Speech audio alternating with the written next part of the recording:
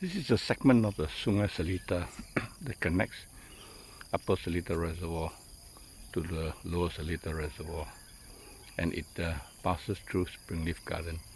Here you can see this tree is dead, but there's reflection in the river. That's quite pretty.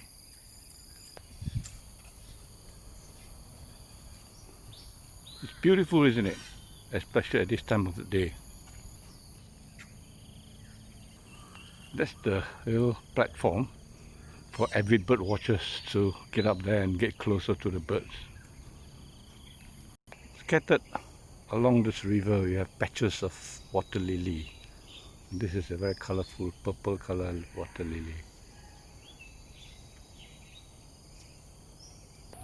The Sungei Seletar then goes on its way and goes underneath Upper Thompson Road. There's a bridge there, and continues its way up to Upper Seletar.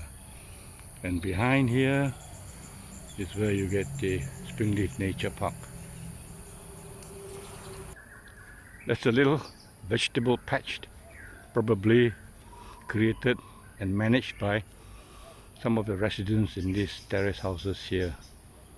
And here again, small patch here, and here again another patch of vegetable being grown. So there's been a debate on whether such things are being allowed by the people. So what do you think? Should we allow them and make it ugly, or do we put a stop to it? Yeah, we are walking towards Springleaf Nature Park.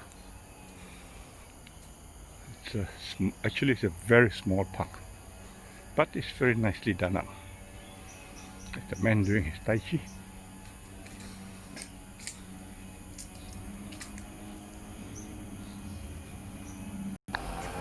This is the car park of Springleaf Nature Park, and there in the background you see is the so-called clubhouse of the park.